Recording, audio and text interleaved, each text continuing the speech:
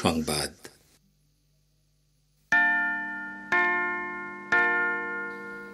Radio Tehran থেকে শুরু হচ্ছে বিশ্ব সংবাদ।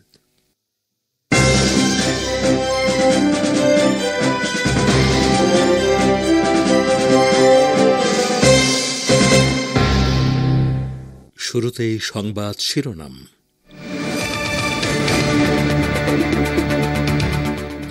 ইরানের প্রেসিডেন্টের তাজিকিস্তান ও রাশিয়া সফর শুরু। সফরকালে রাশিয়ার সঙ্গে সই হবে ব্যাপক ভিত্তিক কৌশলগত অংশীদারিত্ব চুক্তি। গাজা উপত্যকায় যুদ্ধবিরতি প্রতিষ্ঠা করার বিষয়ে ইসরায়েল ও হামাস চুক্তির কাছাকাছি। ইসরায়েলি রেডিও বলছে তারা পরাজিত। বাংলাদেশের অন্তর্বর্তী সরকারের প্রধান উপদেষ্টার কাছে 4 সংস্কার কমিশনের প্রতিবেদন হস্তান্তর। নির্বাচন হবে চার্টার অনুযায়ী। এবং ভারতের হিন্দুত্ববাদী সংগঠন আরএসএস এর প্রধান মোহন ভাগবতকে রাষ্ট্রদ্রোহী হিসেবে তিরস্কার করেছেন কংগ্রেস নেতা রাহুল গান্ধী।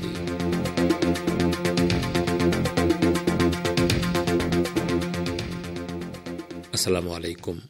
এতক্ষণ গুরুত্বপূর্ণ সংবাদ শিরোনাম শুনলেন। এবারে বিস্তারিত বিশ্ব সংবাদে আপনাদের স্বাগত জানাচ্ছি।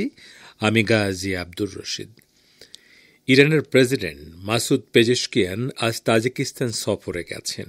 সেখান থেকে তিনি রাশিয়া যাবেন। আসন্ন রাশিয়া সফরে দুদেশের মধ্যে একটি ব্যাপক ভিত্তিক কৌশলগত অংশীদারিত্ব চুক্তি স্বাক্ষরিত হবে বলে খবর দিয়েছেন রুশ পররাষ্ট্রমন্ত্রী সের্গেই ল্যাভরভ। তিনি বলেছেন, এই চুক্তি দুদেশের নিরাপত্তা নিশ্চিত করবে, কিন্তু তৃতীয় কোনো দেশের স্বার্থকে ক্ষতিগ্রস্ত করবে না।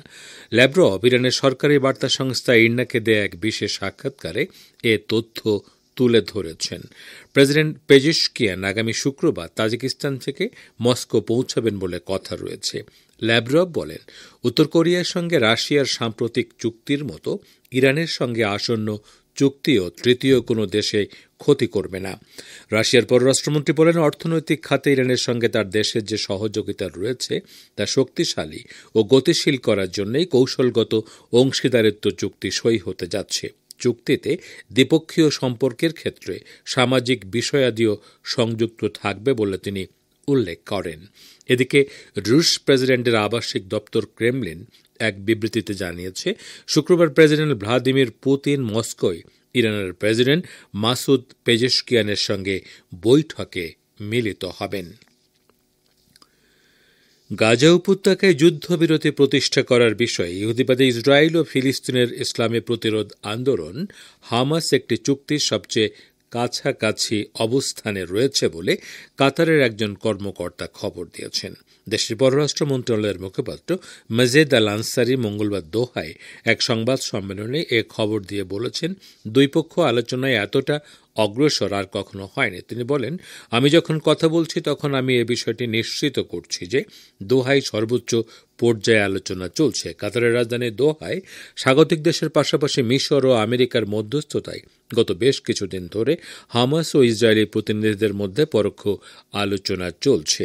চুক্তির প্রধান বাধাগুলো অপসারিত হয়েছে জানিয়ে আনসারি বলেন, সম্ভাব্য যুদ্ধবিরতি চুক্তির চূড়ান্ত ধারাগুলো নিয়ে বর্তমানে কাজ চলছে।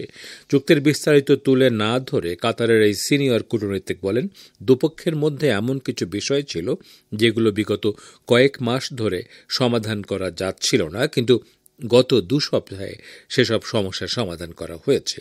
তবে চুক্তি চূড়ান্ত না হওয়া পর্যন্ত আন্তর্জাতিক সমাজকে তাদের আকাঙ্ক্ষার পারদ নিয়ন্ত্রণে রাখার পরামর্শ দিয়েছেন কাতারের পররাষ্ট্র মন্ত্রণালয়ের এই মুখপাত্র। এদিকে গাজা উপত্যকায় হামাসের সঙ্গে সম্ভাব্য যুদ্ধবিরতি চুক্তি হবে ইহুদিবাদী ইসরায়েলের জন্য সম্পূর্ণ পরাজয়। গাজা যুদ্ধে নিহত ইসরায়েলি সেনাদের পরিবারবর্গের সংগঠন গেভুরা ফোরামের বরাত দিয়ে হিব্রু ভাষার রেডিও চ্যানেল 103 FM এ কথা জানিয়েছে। ওই ফোরামের সভাপতি ইয়েহুশুয়া শানি বলেছেন যে চুক্তিটির কথা শোনা যাচ্ছে তা তেল আবিবের জন্য সম্পূর্ণ বিজয় হবে না, বরং হবে সম্পূর্ণ পরাজয়। শানির ছেলে লেফটেন্যান্ট মোর্দেখাই শানি ছিল গোলানি ব্রিগেডের একজন প্লাটুন কমান্ডার।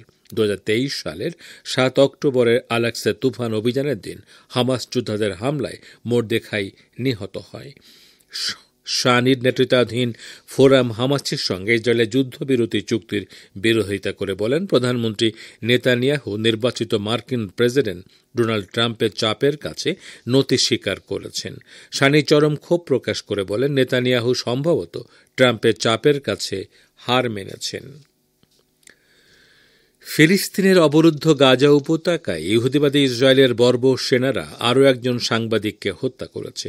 2023 সালের অক্টোবর থেকে গাজায় বর্বর আগ্রাসন শুরুর পর এ পর্যন্ত ইহুদিবাদী ইসরায়েলের হাতে 204 জন ফিলিস্তিনি সাংবাদিক শহীদ হলেন।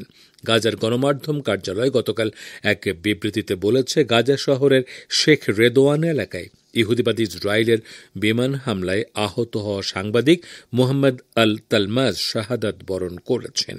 তিনি বার্তা সংস্থার সাফায় কাজ করতেন। বিবৃতিতে বলা হয়েছে, আমরা আন্তর্জাতিক federation of journalist, federation of Arab journalist এবং বিশ্বের অন্য সমস্ত সাংবাদিক সংস্থাকে ইহুদিবাদী ইসরায়েলের এই ধারাবাহিক অপরাধ যজ্ঞের বিরুদ্ধে নিন্দা ও প্রতিবাদ জানানোর জন্য আহ্বান জানাচ্ছি। ইহুদিবাদী ইসরায়েলের বর্বর সেনাদের অত্যাচার, নিপীড়ন এবং হত্যাযজ্ঞের মুখে গণমাধ্যমের স্বাধীনতা যাতে টিকিয়ে রাখা যায়, সেজন্য আন্তর্জাতিক সাংবাদিক সংগঠনগুলোর প্রতি এই বিবৃতিতে আহ্বান জানানো হয়েছে। আপনারা বিশ্ব সংবাদ শুনছেন রেডিও তেহরান থেকে, আর প্রচারিত হচ্ছে বাংলাদেশ ও ভারতে শর্টে 25 মিটার ব্যান্ডে, এছাড়া বিশ্বজুড়ে ইন্টারনেট ও স্যাটেলাইটে।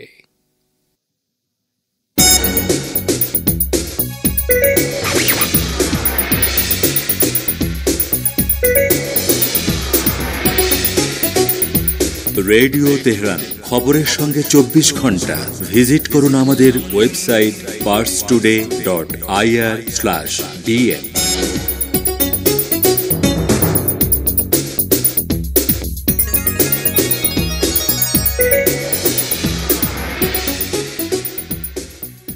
আবারও ফিরে এলাম বিশ্ব সংবাদে। বাংলাদেশের অন্তর্বর্তী সরকারের প্রধান উপদেষ্টা অধ্যাপক ড মোহাম্মদ ইউনুসের কাছে প্রতিবেদন জমা দিয়েছেন 4 সংস্কার কমিশনের প্রধান।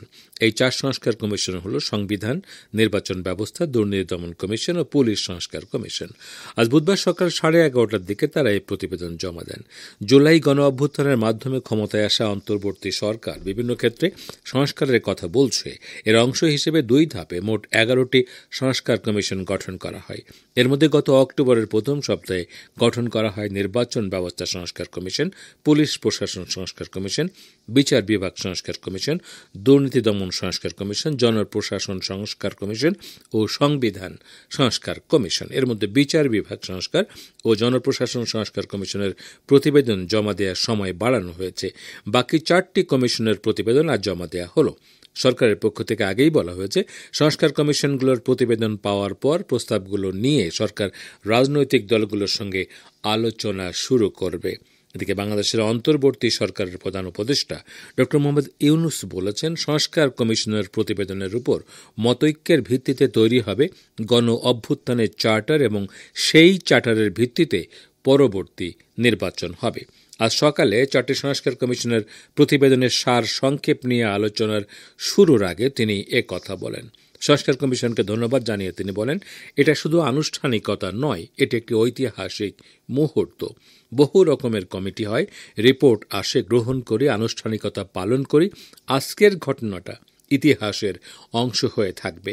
কেন ইতিহাসের অংশ হয়ে থাকবে আমরা সবাই জানি, কারণ ইতিহাসের প্রবাহ থেকেই কমিশনগুলো সৃষ্টি হয়েছে। একটি ধ্বংসপ্রাপ্ত জাতির হঠাৎ পুনরুত্থান হয়েছে, যোগ করলেন তিনি।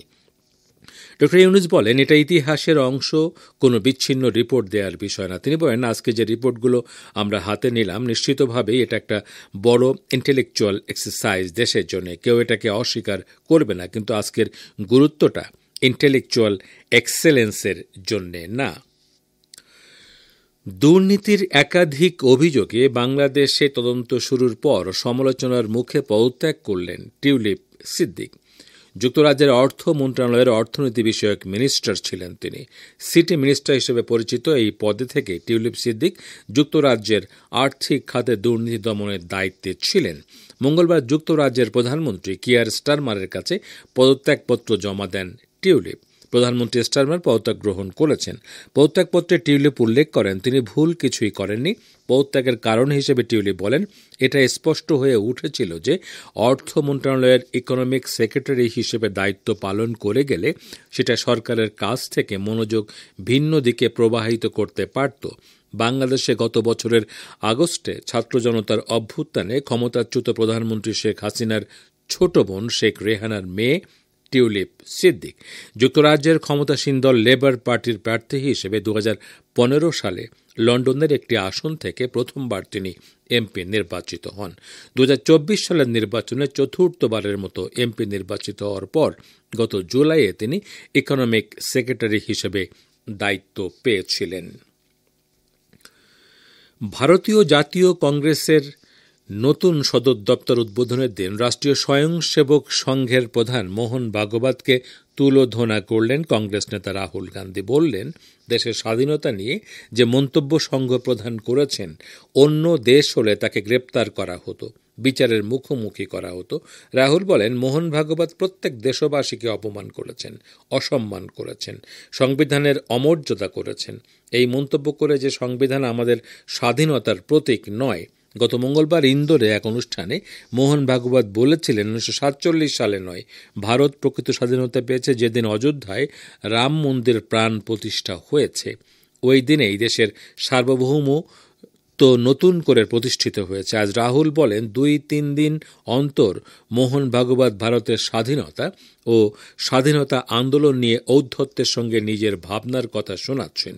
মঙ্গলবার তিনি যা বলেছেন তা দেশদ্রোহ, কারণ তিনি দেশের সংবিধানকেই প্রশ্নের মুখে দাঁড় করিয়েছেন, অস্বীকার করেছেন, ব্রিটিশ বিরোধী স্বাধীনতা সংগ্রামকে অস্বীকার করেছেন। এতটাই তার ঔদ্ধত্য যে যেসব কথা বলেছেন প্রকাশ্যে, এটা দেশদ্রোহ। অন্য কোনো দেশ হলে এজন্য তাকে গ্রেপ্তার করে বিচারের মুখোমুখি করা হতো। ভারতের গুজরাটের পোরবন্দরে আদানি ডিফেন্স অ্যান্ড অ্যারোস্পেস নির্মিত দৃষ্টি 10 স্টারলাইনার ড্রোন বিধ্বস্ত হয়েছে।